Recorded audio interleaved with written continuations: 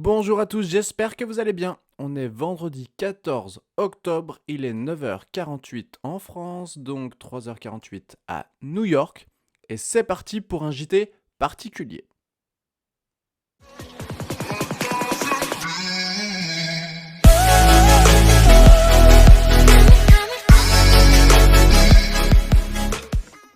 Du coup, aujourd'hui un JT un petit peu particulier parce j'ai pas tradé et j'ai pas forcément cherché à rentrer là sur les marchés, même en backtesting. Pourquoi? Parce que la journée d'hier est un petit peu particulière. On a eu pas mal d'annonces. On a eu pas mal d'annonces hier, donc des annonces à fort impact. Donc il y en avait une, deux, trois à fort impact sur l'USD, plus une, on va dire, à un impact moyen. Donc du coup, hier, pareil sur l'USD, on en a encore une, deux, trois à fort impact, plus trois à impact moyen aujourd'hui. Donc la journée d'hier était quand même très très intéressante. On voit que, alors ce matin, du coup, on est venu contacter ici.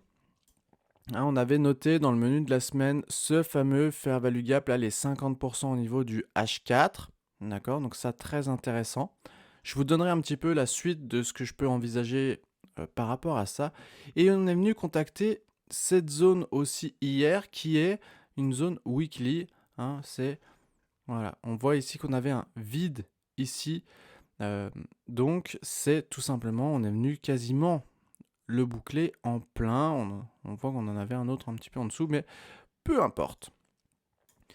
Chose importante que je vous répétais déjà depuis le début de la semaine, qu'est-ce qu'on pouvait déjà voir? Donc on avait cette zone ici de liquidité, d'accord, qui est une zone là en dessous qui n'avait pas été contactée depuis un bon moment, depuis le 3, donc le début du mois. Ici, on avait le fameux swing high avec, on en avait parlé déjà la semaine dernière, avec du coup le comblement ici de cette zone, le fameux void, c'est vraiment ce qu'on cherchait la semaine dernière. Donc ça, très intéressant. Et par la suite, on cherchait du coup à descendre. Donc on avait un fair value gap ici et on avait ce fameux void là en weekly. Donc on cherchait vraiment à chuter. Chose aussi qu'on avait vu, on avait vu 1, 2, 3, 4, 5 bougies. Du coup, à partir de mercredi, on s'était dit attention, on va avoir un retracement. Si on a un fair value gap, on va aller le chercher à l'intérieur. 1, 2, 3, 4, 5. Donc à partir de cette bougie, à gauche, on voit bien qu'on avait un fair value gap ici à l'intérieur. Et on est bien venu hier, du coup, rentrer en plein dedans, après avoir pris ici une zone. On avait aussi évoqué une chose, ceci, si on descend H1, qu'est-ce qu'on a vu? Donc mercredi, hop, alors que ça soit un peu plus lisible. Mercredi, on voit qu'on a eu une belle journée de consolidation. Il ne s'est pas passé grand-chose, d'accord? Et on avait évoqué le fait, alors, entre autres sur Telegram, qu'à partir du moment où, sur une journée entière, on avait une grosse zone de consolidation, ça allait swinger les jours d'après, ou du moins le jour d'après. Du moins, ça présageait, à un fort mouvement. C'est exactement ici ce qu'on a eu du coup hier. Et attention à aujourd'hui, parce qu'il peut encore se passer de belles choses là aujourd'hui. Donc, en daily, qu'est-ce qu'on peut voir? On peut voir vraiment ça. Donc, on est venu prendre la liquidité, on est venu casser beaucoup de zones, le void, et on est venu remonter dans cette zone-là. Est-ce qu'on est passé haussier à ce moment-là? Pour moi, toujours pas. On sera haussier en daily à partir du moment où on va casser ici cette zone. D'accord? Il faudra vraiment qu'on vienne chercher encore beaucoup plus haut. Et si le marché reste en état ce soir à la clôture, c'est-à-dire que si on n'a pas dépassé, grosso modo, il faudrait, de toute façon, on voit que même en daily, on est à peu près sur la même zone. D'accord? Donc pour moi, si la mèche vient, on peut déborder un petit peu à la hausse, mais pas combler entièrement ce fair value gap là en daily, pour moi, on restera encore très fortement baissier. Si on le comble complètement, chose qui peut être possible au vu des annonces aujourd'hui, si on le comble complètement, ça restera toujours baissier, d'accord? Mais il faudra quand même commencer à envisager plusieurs scénarios. Si on ne le comble pas, pour moi, il n'y aura qu'un seul scénario possible à court terme, ça sera de continuer à la baisse, d'accord? On voit que le retracement a quand même été... Là, on est bien dans une zone premium, donc on est bien comment dire, dans ce qui, dans le modèle, dans le schéma, dans le process qu'on applique là depuis qu'on est ensemble.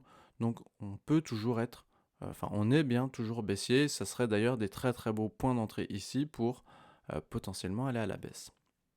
Maintenant sur ce qui s'est passé un petit peu plus hier.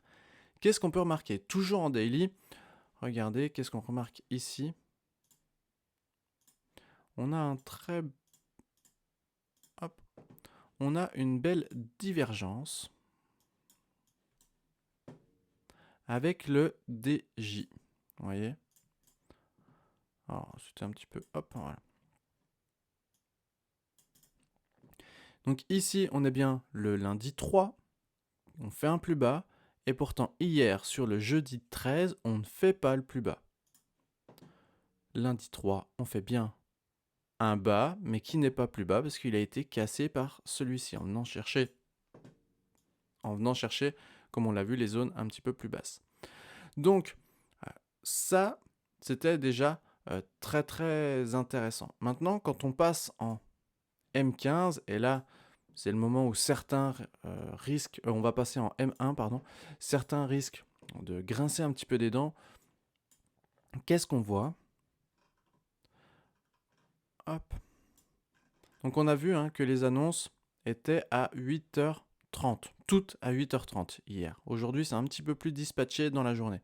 Donc hier, toutes à 8h30. Et bien regardez un petit peu ce qui s'est passé. Donc là, on est en M1.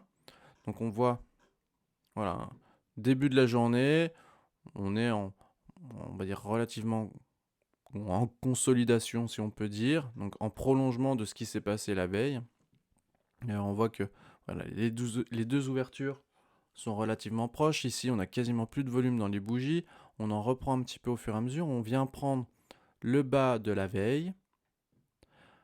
On reconsolide et on repart progressivement à la hausse. Et qu'est-ce qu'on voit ici? Donc là, on est à 7h40 et jusqu'à 8h28, donc avant les annonces, qu'est-ce qui se passe? On a une sorte de petite zone ici, là, pareil, de consolidation.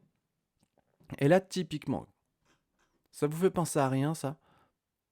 Là, on a un beau triangle que certains qualifient de triangle haussier. C'est-à-dire qu'on arrive du bas, on consolide en faisant une sorte là de triangle, un peu comme ça, là, un truc, voilà.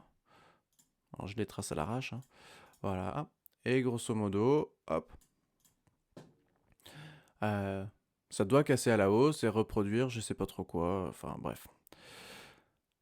Donc ça, on va dire que c'est pour les non-initiés, les commerçants, un petit peu ce qu'on peut trouver toujours en chartisme, un petit peu de base, d'accord? 8h28, on a cette cassure ici, où on vient prendre en plus le haut de la veille. 8h28, les annonces sont à 8h30 précises, pas une minute avant, pas 2 minutes avant. Et bien ça, très clairement, c'est une manipulation de marché. On est venu, d'accord, parce que si on garde notre fameux triangle, où est-ce qu'on va mettre nos ordres d'achat? On le sait bien, c'est que du coup les gens vont rentrer à l'achat juste au-dessus. D'accord? Vraiment juste au-dessus. Certains le mettent un petit peu plus haut, mais vous voyez, de toute façon, peu importe. Donc ils mettent leurs ordres d'achat, donc je sais jamais si c'est un buy limit ou un buy je sais plus quoi là, ou un buy stop, mais du coup, eux ils sont déclenchés. Où est-ce qu'on met les SL? On met le SL par exemple en dessous là, du plus bas. Tac. Donc ça veut dire que ceux qui sont rentrés ici se sont fait SL 2 minutes après. À l'ouverture, là on est à 8h30. D'accord? Il n'y a pas eu de pullback ou je sais pas trop quoi, c'est vraiment allé, on déclenche, on prend Donc ça, c'est de la prise de liquidité, d'accord? Parce que du coup, si on déclenche des ordres ici à l'achat, ça veut dire qu'il y a des gens qui ont investi, qui ont positionné de l'argent sur le marché. Et juste après, on vient tout simplement leur reprendre. Je ne parle jamais d'offres et de demandes parce que pour moi, c'est pas exactement comme ça que ça fonctionne, voire c'est pas exactement, ça ne fonctionne pas comme ça, d'accord? Là, c'est vraiment les market makers euh, qui manipulent le marché. Avant même les annonces, on savait que ça allait tout simplement partir à la baisse. Eux savaient, hein, quand je dis on, c'est eux savaient que ça allait partir à la baisse. Manipulation de marché ici, 8h28, 8h30, grosse chute en une minute. Là, on vient vraiment prendre tout ce qu'on a à prendre. Et rappelez-vous, la zone rouge ici, c'est notre zone, c'est notre autre zone de liquidité. Hein, en daily, là, c'est la zone qu'on n'a pas contactée depuis un moment. D'accord? Et du coup, qu'est-ce qu'on fait? Eh bien, on vient tout simplement. Il faut que je retrouve où est-ce qu'on était. Voilà, donc 8h30,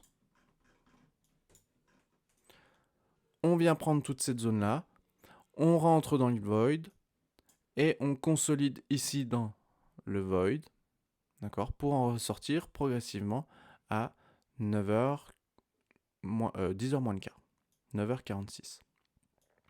Par la suite, on est reparti du coup très fortement à la hausse. Hein. On voit qu'on a beaucoup de zones de fair value gap qui n'ont absolument pas été comblées, et ceci dès le départ. D'accord, c'est signe vraiment qu'une nouvelle fois, là, donc sur du court terme, on a manipulé pour prendre de la liquidité, venir ici. Là, du coup, les market makers se libèrent de leur position. On voit d'ailleurs qu'il y a des belles mèches. Ils se libèrent de leur position, du coup, vente, qu'ils ont pris ici. Ils déclenchent, ils rentrent en vente. Ils libèrent ici. Et dans cette zone de consolidation, ils rentrent à l'achat ce coup-ci. Une fois, deux fois, trois fois, quatre fois, cinq fois, enfin peu importe, hein, je vous dis n'importe quoi là dans les points d'entrée. D'accord? Mais eux se positionnent plusieurs fois, et une fois que tout ça est prêt, ils repartent à la hausse. Ils ont pris la liquidité sur du plus long terme ici. Donc il y a des gens qui avaient mis tout simplement, par exemple, des points, des sell limit ou des sell stop. Une nouvelle fois, j'ai du mal avec la différence entre les deux. À chaque fois, je regarde sur Internet, voilà, lequel est lequel. Enfin bref. Et du coup, eux avaient certainement mis des ordres. Par exemple, si on casse cette zone qui aurait pu être une zone de support, si on la casse, on fait le pullback et on redescend. Certains devaient certainement chercher ça et ils se sont fait avoir. Regardez, au moment où on a contacté ici, en fait, on a vraiment accéléré à la hausse. Et après, on est venu chercher tout simplement les zones.